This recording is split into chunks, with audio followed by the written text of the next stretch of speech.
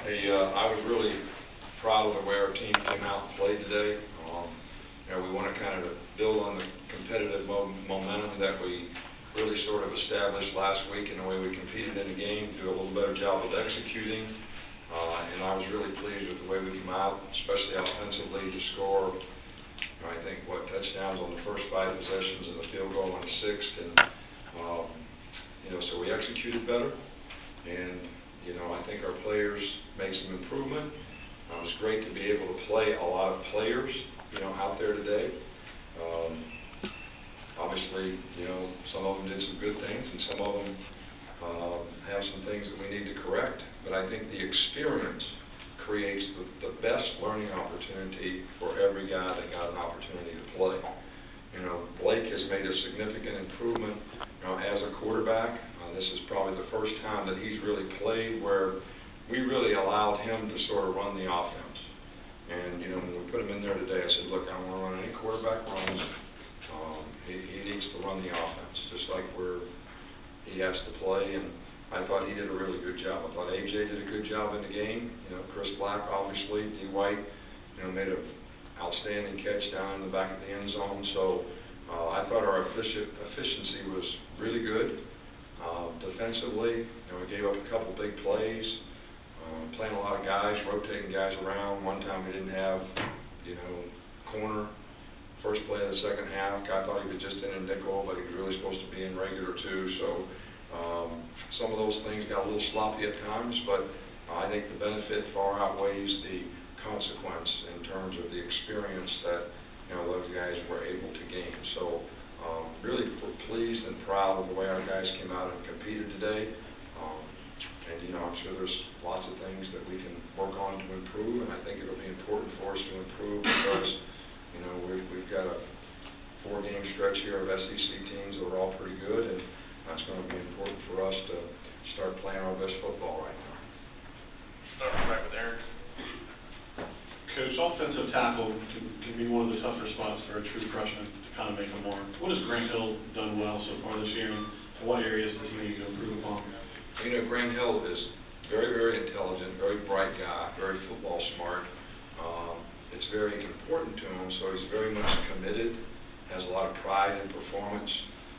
He's one of those guys that is going to make sure he knows what to do and how to do it, and he works hard every day to try to make sure that he's doing it the right way.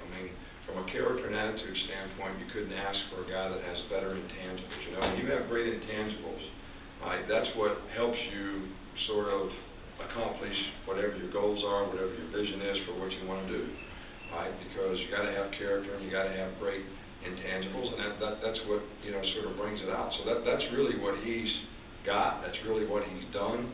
And we just felt like instead of taking a chance to redshirt him today for this year, that we were going to go ahead and play him today because I feel like we need him.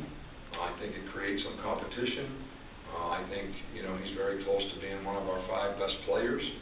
So whatever position he has to play, we thought we needed to get somebody else ready to play. In the middle, Mark. What did you see from the young guys that got in on defense? Was there anybody that stuck out to you on that side of the ball? Well, I thought the experience that Gino got playing out there at safety, which was his first time ever playing the game at safety, was probably invaluable. A couple things that we'd like for him to do better. I just thought it was really good that they all got to play. Ashawn Robinson has really made a significant improvement over the last 2 or 3 weeks. As an up-front guy, which is really important to us.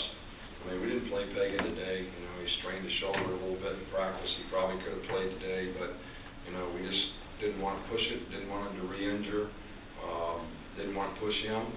And if we'd have needed to use him, we'd have used him. But Denzel Duvall sprained his knee a little bit. Probably could have gone back and played today, but we just said we need the guy down the road. We got other guys that we can play. We got other guys that we want to play. So we never put him, back in the game.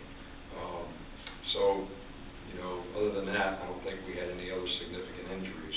Eddie, sprained his ankle or something. He could have gone back in the game and played, but we were about ready to, play John Fulton, and Try to give Maurice Smith, some turns, and, so Bradley Sylvie played today, and so I just, we need to continue to improve in the back end, and we've got to be more consistent in what we're doing. I thought Landon did a really good job in what, he had to do playing safety, which he always plays strong safety, so for him to go over to free safety was good, but, Reuben Foster's been making a lot of improvement, and the guy that, we're hopeful that, can play for us down the road.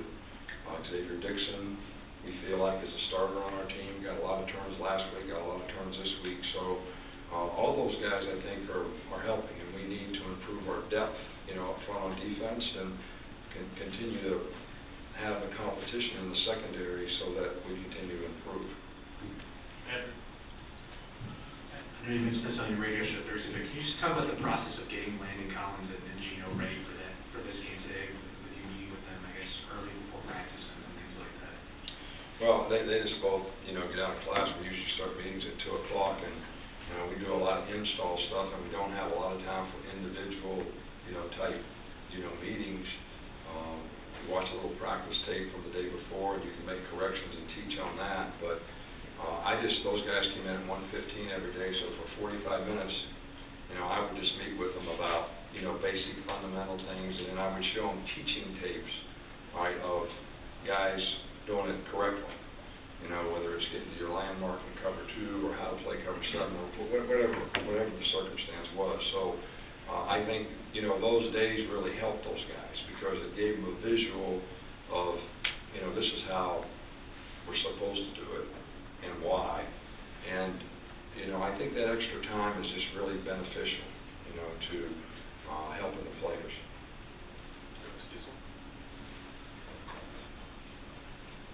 Coach, I don't know how many different receivers, 13, 14, caught the ball today. Talk about the depth at that position, and also is Amari sort of working his way back up? I noticed he didn't play in the first quarter. Yeah, well, Amari, practiced well this week. Every now and then his, toe gets a little sore, especially when he practices on turf. We really weren't holding him out. D. White's been playing great for us. They both play the same position. D can play over on the other side, too. Kenny Bell's been playing really well. Kevin Norwood's been playing really well. Chris Black, continues to improve. Christian Jones has been very productive. So, we're just playing a lot of guys right now. But, it would be really beneficial to us if we could get, Coop back in the swing of things. And I think he's, very close to being able to get there. Nick, in your experience with championship teams and everything, how important are these kinds of weeks and games in the scheme of reaching a team's potential? It's easy to see AAM in those kind of games. You know what I'm asking there?